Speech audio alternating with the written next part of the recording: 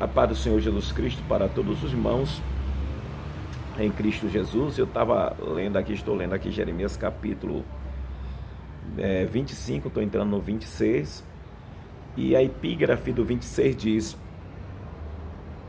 Jeremias prediz a ruína do templo e de Jerusalém e corre perigo de morte. Jeremias prediz a ruína do templo de Jerusalém e corre perigo de morte. E eu estava lembrando quando Jesus disse que derribaria esse templo e reedificaria em 3 dias. E sabemos que isso fala da sua morte e também da sua ressurreição. Mas por detrás dessa palavra de Cristo também tem um cumprimento, um outro cumprimento. Porque na verdade Jesus morreu e ressuscitou ao 3º dia. A sua carne, a sua alma não fora deixada no Hades, e nem o seu corpo viu a corrupção. Mas por detrás disso também tem outro cumprimento. Por que eu digo que tem outro cumprimento? Verdadeiramente o templo de Israel foi destruído. Jerusalém também foi destruída. E isso prova que até hoje os judeus não têm o seu templo. Isso aconteceu em 70 depois de Cristo, quando Tito Vespasiano, o grande general romano, entra em Jerusalém e destrói Jerusalém e o seu templo. E no lugar hoje ali existe 2 mesquitas, né? 2 mesquitas. Eu não vou lembrar, que um é o Domo da Rocha, e tem outro, eu não lembro muito bem, que é o nome árabe. É um nome árabe ou islâmico, que é mundo arábico, é o mundo árabe, né? Mundo árabe. E eu não sei como é o nome daquele outro templo lá. Tem 2 templos lá, 2 mesquitas, mas o templo de Israel, dos judeus, não existe. Então foi realmente destruído. Realmente foi destruído. E Israel não prestou atenção nessa profecia. O que eu vejo é que Israel até hoje está com seu coração endurecido e com os seus sentidos cegados. Por quê? Eles poderiam aplicar o coração às profecias de Cristo e ver que verdadeiramente se cumpriu as palavras que Jesus falou, né? O templo foi destruído. Agora, toda profecia tem um cumprimento. Para Cristo era um cumprimento próximo, né? Como disse Jesus, vai lá e diz aquela raposa chamada Herodes: hoje e amanhã eu faço milagre, e hoje eu faço milagre e amanhã eu subo para Israel para ser preso e ser morto pelas mãos dos gentios. Então se cumpriu em Cristo em poucos dias a profecia, porque Jesus sabia que isso ia acontecer e estava profetizado, vaticinado pelos vários profetas que o antecederam. E se cumpriu no literal, imediato. Mas para Israel a profecia era longínqua. E nós, como evangélico, como servo de Deus e como cristão, nós não atentamos também para essa profecia, não atentamos para essa palavra de Cristo, que verdadeiramente Jesus falou lá que aos discípulos, quando eles saem, aí os discípulos ficam abismados com a suntuosidade do templo, e Jesus disse que não ficaria pedra sobre pedra, que não seria derribado, e se cumpriu, né? Se cumpriu isso. O templo de Jerusalém foi destruído em 70 depois dele, e é tanto que quando vão julgar a Cristo, eles usam essa palavra para dizer que Jesus iria destruir o templo em 3 dias, né? Em 3 dias, e iriam reconstruir. Eles zombam de Jesus. Como se levou anos para a construção desse templo e tu em 3 dias vai destruir e reconstruir? O acusaram disso, né? O acusaram disso, de querer destruir o templo.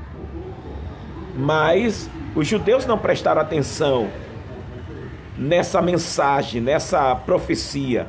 Nós, como cristãos também, às vezes não entendemos que verdadeiramente, e nós sabemos que isso se cumpriu, mas que o cunho da mensagem que Jesus passou para os judeus era um cunho verídico e que realmente isso iria acontecer. E os judeus não prestaram atenção e até hoje eles não têm Jesus como nada. Não tem Jesus como nada, né? Então, o que é que acontece? A profecia se cumpriu. Era para os judeus acordar e dizer: rapaz, verdadeiramente a profecia de Cristo se cumpriu, o templo acabou, então realmente ele é o Cristo que nós esperávamos e nós não recebemos. Eles não acordaram, não despertaram. E olha que coisa, Jesus disse que em 3 dias o reedificaria. O que é que acontece aqui? Já tem mais de 1000 e poucos anos, porque foi em 70 depois de Cristo, né? 70 depois de Cristo, nós estamos, vamos dizer, 70 depois de Cristo, 1930, com mais 22 anos, 1952 anos. 1952 anos. E 3 dias dá a entender que são 3 anos. São 3 anos. Esses 3 anos para a reedificação do templo de Jerusalém vai se dar com o anticristo. Por quê? Porque vai existir o acordo de paz entre Israel, a Palestina, o mundo islâmico, o mundo árabe, aonde ali vai surgir um espaço entre aqueles 2 templos para a construção do templo, o 3º templo de Israel. E o que é que acontece aqui? 3 dias são 3 anos. Em 3 dias pode ser que demore 3 anos a construção desse templo. E isso é verídico. Por que é verídico? Porque quando se der 3 anos e meio, é aonde o anticristo vai entrar ali no templo,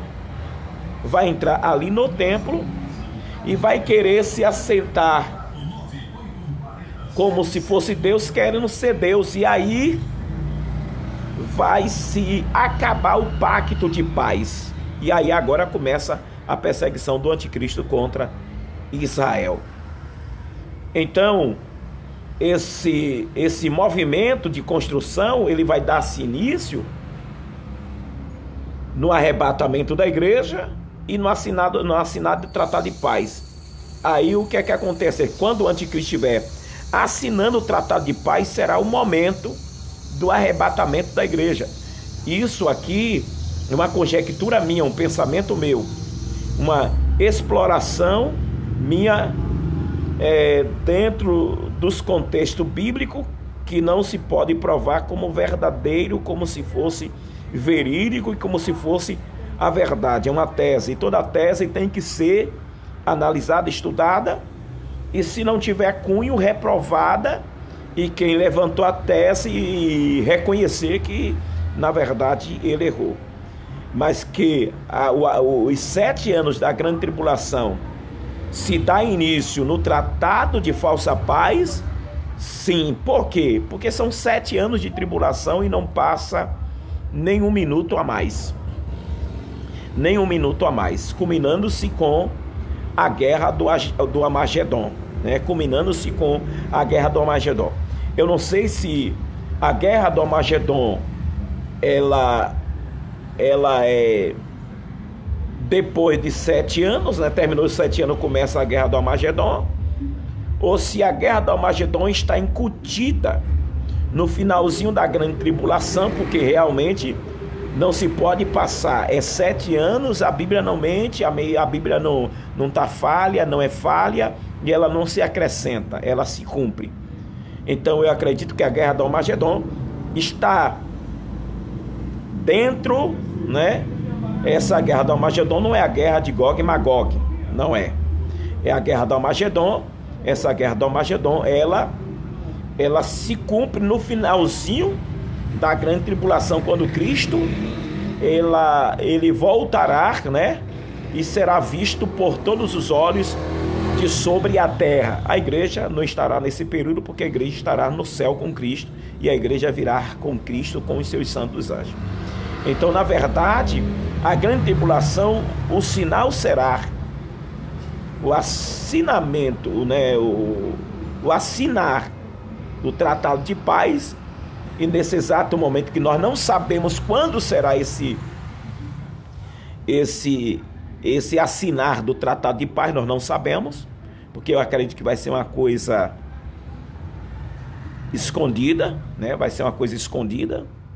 Eu acredito que não será uma coisa a olho nu, vai ser uma coisa escondida nas surdinas, nas escondidas. Você pode observar até que Israel hoje não está saindo muito no noticiário, né? Você pode observar que Israel não está saindo muito no noticiário. Você não vê falar muita coisa de Israel, a não ser alguns cristãos que vão lá e voltam trazendo algumas notícias. Mas aquilo que está por detrás da cortina, eu me lembro que um dia aquele Donald Trump, o presidente dos Estados Unidos, ele tinha um genro que estava lá por detrás, tentando trazer um tratado de paz com Israel, mas não deu certo. Então vai ser uma coisa bem na surdina. Mas Cristo, que está vendo todas as coisas, quando vê, eu acredito que vai ser assim. Isso é uma conjectura minha, analisando, estudando, né? Eu sei que tem alguns céticos, e isso eu digo sempre que não se pode tomar como verdade, como verídico e verdadeiro o que eu estou falando, mas se a gente tiver um pouco de raciocínio, né, para analisar as escrituras e buscar o entendimento, você vai ver que as coisas vão proceder mais ou menos dessa forma, porque se você for observar para a volta de Cristo, Cristo não vai avisar o dia que ele vai vir, nem a hora, nem o momento. Ele vai vir buscar e pronto, acabou. Vai vir tomar o seu povo daqui de sobre a terra e acabou. Então, para o início da grande tribulação, eu acredito que o tratado de paz já está em andamento. E na hora que se fechar esse tratado de paz, é o arrebatamento da igreja, é o começo da construção do terceiro templo, né? Do terceiro templo. E aí se inicia a grande tribulação, né? 3 anos e meio de falsa paz. Eu não sei se esses 3 anos e meio de falsa paz é a totalidade do mundo, mas eu acredito que não seja, porque Israel, na verdade, estará ali em uma falsa paz, construindo o terceiro templo, mas para o mundo, nós sabemos que vai haver aí uma grande perseguição para os gentios, né? Os gentios, mundo gentílico, vai haver uma grande perseguição. Então, em termos de comprar, de vender, religião, né? Religião, nesse tempo vai aparecer o falso profeta. Então, tudo isso vai se dar em uma culminação de um governo mundial, político, religioso, né? Um comandante só, político, religioso, e a religião vai ser a dele. E ninguém pode, de maneira nenhuma, estar adorando a outro Deus, a não ser ali o anticristo. Então, na verdade, eu fico observando aqui esse texto, essa mensagem bíblica, que Jeremias prediz aqui a ruína do templo e de Jerusalém e corre perigo de morte, né? E eu estava lembrando sobre isso, né? Ele predisse aqui e o que na verdade aconteceu, né? Que foi Jeremias profetizando acerca do cativeiro, né? O cativeiro de 70 anos, está aqui no capítulo 25, né? Falando sobre o cativeiro de 70 anos. E nesse cativeiro de 70 anos haveria, na verdade, a primeira invasão que aconteceu, se você observar, no final do livro de Jeremias, capítulo 52, né? Parece que é o capítulo 52, a invasão. Nabucodonosor invade ali e destrói, né? Destrói. É horrendo o que acontece ali em Israel, né? Acontece ali em Israel e houve a destruição realmente do templo de Jerusalém. E depois, no ano 70, depois essa invasão, o povo volta novamente, né? O povo volta novamente e começa a reconstrução ali, né? Do segundo templo, né? Do segundo templo. E aí tem as reformas, né? Que o templo passou por várias reformas depois. Eu não me lembro se foram duas ali no período interbíblico, né? Houve umas reformas, foi duas reformas, teve até um outro templo construído pelos samaritanos, né? Samaritanos, que foi reprovado pelos judeus. E parece que foram dois homens. O último foi Herodes o Grande, que fez aquela reconstrução suntuosa no templo. E aí agora em 70, esse templo é destruído e lá não tem mais, só tem o Muro das Lamentações. Você pode ver que só tem o Muro das Lamentações. Israel se tornou Estado político em 1948, se não me falha a memória, ali pelo voto Minerva de Oswaldo Aranha. É um país de 3 milhões, parece-me 3 milhões de pessoas, 3 milhões de pessoas. É um país poderoso, enfrentou algumas guerras, venceu, né, como a Guerra dos 70, né? Dos 70, se não me for 70 dias, entre outras guerras, enfrentou e vem enfrentando até hoje, mas o seu templo não foi construído, o seu templo ainda não foi construído. E, na verdade, eles esperam isso acontecer, eles querem que isso aconteça, né? Eles já têm tudo pronto, na verdade, o candelabro, a mesa, né? A bacia, o altar do holocausto. Eles já têm, eu não sei se eles fizeram a Arca da Aliança, né? Porque dizem que a Arca da Aliança está na Etiópia. Dizem que está lá na Etiópia. Mas ninguém sabe se isso é verdade, né? Ninguém sabe se isso é verdade. Uma certa vez, eu não lembro aonde foi, que foi visto no céu a Arca da Aliança. Eu estou lendo aqui a Bíblia, eu estou pedindo a Deus que eu possa achar novamente, eu não estou lembrado, mas se não me falha a memória, uma passagem bíblica mostrando que a Arca da Aliança está no céu. Mas isso aqui é uma vaga lembrança minha, que eu li. Eu não quero tomar isso como verdade que está aqui na Bíblia e eu posso estar associando uma coisa com outra, achando que foi na Bíblia que eu li, pode ser algum livro de cunho, de estudo, né? Mas que na verdade não se pode provar como verídico. Então alguns dizem que está na Etiópia, né? Tem lá um guardião da arca, né? Da aliança naquele lugar.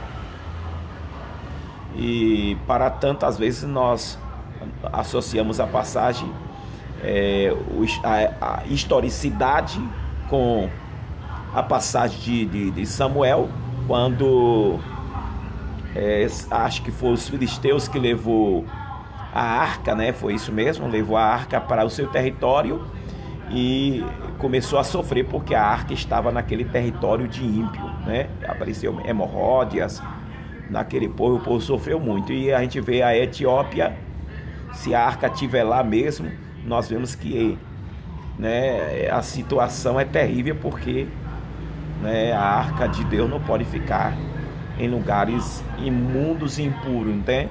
Aí eu me lembro também de a arca na casa de Obed-Edom, se não me falha a memória, ou foi na casa de outro, né? Que passou 20 anos e aí o camarada não prosperou em nada, então estava no lugar errado. Mas foi para outra casa e a coisa prosperou poderosamente. Então, eles estão aí esperando realmente aí. E também a chegada da última tribo, né? Porque acho que já encontraram 11 tribos e está faltando uma tribo para ser encontrada, né? Eles têm toda a linhagem, a geração, fazem testes de DNA, sangue, essas coisas, tudo para ver se realmente fazem parte aqueles que estão sendo arrolados das tribos, né? Que eles conhecem como as 12 tribos de Israel. E não me lembro qual foi a tribo que foi extirpada. Eu não me lembro muito bem qual foi. Teve uma das tribos que foi extirpada. Não sei se foi a tribo de Dan, os danitas, né? É muito profundo isso aí. Porém, eu quero prestar atenção nisso, que os judeus até hoje estão com o coração endurecido e cego quanto a verdade que Cristo falou, que o templo seria derribado e que em 3 dias seria erguido, né? Foi derrubado em 70, né? 3 dias pode 3 anos, porque a palavra fala a grande tribulação são, se não me for, 7 semanas de Daniel, né? Ou 70 semanas, ou 7 semanas, ou 7 dias, ou 7 anos, né? Então 3 dias. Um dia para Deus é como 1000 anos, né? Um dia para Deus é como 1000 anos. Então, na verdade, um dia pode ser um ano, né? Deus pode considerar como um ano e como, na verdade, biblicamente, 3 anos e meio, né? 3 dias e meio, né? É o símbolo da grande tribulação, que são 7, né, dias, né? 7 dias, 7 anos, alguma coisa desse tipo. Mas que na verdade vai se cumprir a construção do templo no período aí ou de 3 anos ou de 3 dias, ninguém sabe, por causa da tecnologia, né? A tecnologia é muito avançada e nós sabemos que eles vão querer fazer da mesma forma que fizeram lá o antigo templo, né? Eu acredito, com pedras suntuosas, coisas da época, né? Que eles têm toda a tecnologia e conhecimento do tempo passado para construir da mesma forma que era, né? As pedras lavradas, né? Tudo isso eles têm a tecnologia para fazer da mesma forma. Isso pode ser, não sei quantos, né? Se observar, Salomão parece que demorou 1 ano. Eu não estou lembrado, parece que foi 1 ano. Eu não me lembro muito bem, 1 ano para construir o templo, né? Naquela época, não sei se foi 1 ano, eu não estou lembrado muito bem. Não estou lembrado quanto tempo demorou. Mas eu não vou dizer, porque a gente que lê muito, né? A palavra do Senhor Jesus, lê muita coisa, a gente acaba, nós acabamos esquecendo algumas coisas, né? Esquecendo aí algumas coisas, né? Então, segundo as Crônicas 7:14,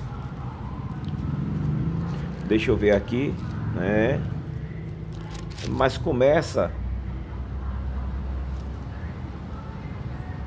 deixa eu ver aqui, eu não me lembro muito bem, que começa no capítulo 5 de 2 Crônicas. Eu não sei quando termina, que começa e não sei quando termina, né?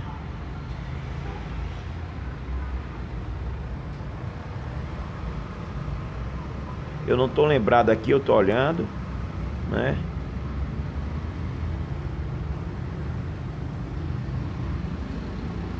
Não estou lembrado mesmo aqui. Eu estou procurando aqui para ver se eu acho, mas não consigo lembrar quantos anos foi que demorou a construção, né? Quantos anos demorou a construção? Aqui só relendo de novo, né? Para nós vermos. E aí eu não vou garantir ler aqui, eu estou procurando aqui, mas não estou vendo, né?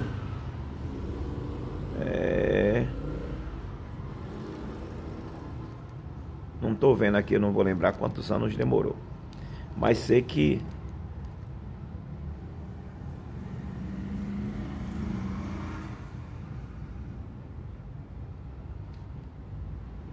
aqui está falando aqui, capítulo 8. E sucedeu que ao cabo de 20 anos, nos quais Salomão edificou a casa do Senhor e a sua própria casa.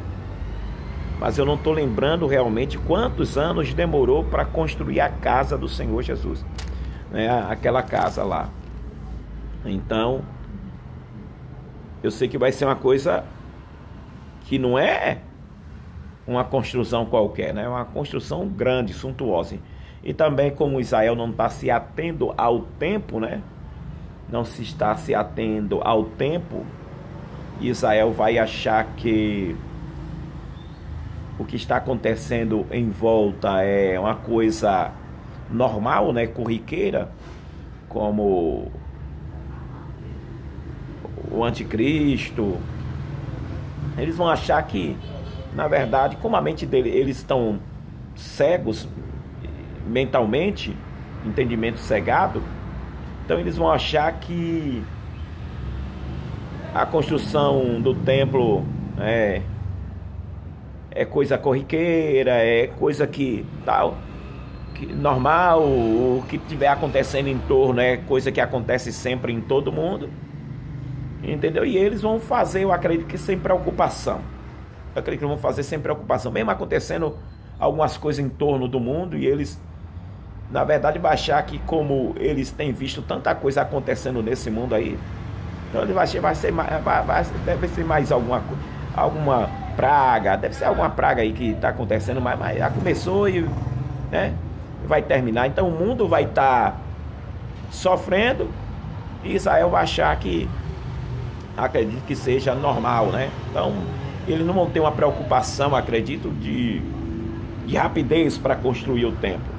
Até então pode ser que eles tenham o interesse rápido de construir o templo, ou talvez eles acreditem que não vai ser necessário construir o templo rápido, mas sim compassadamente, e fazer uma coisa bonita e bela para ficar como um marco em toda a história do mundo e do presente século.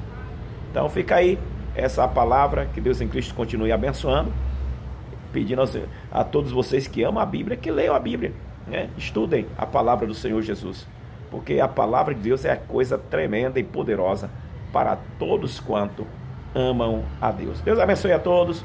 Shalom, Ulei Traote. Amém. E graças a Deus.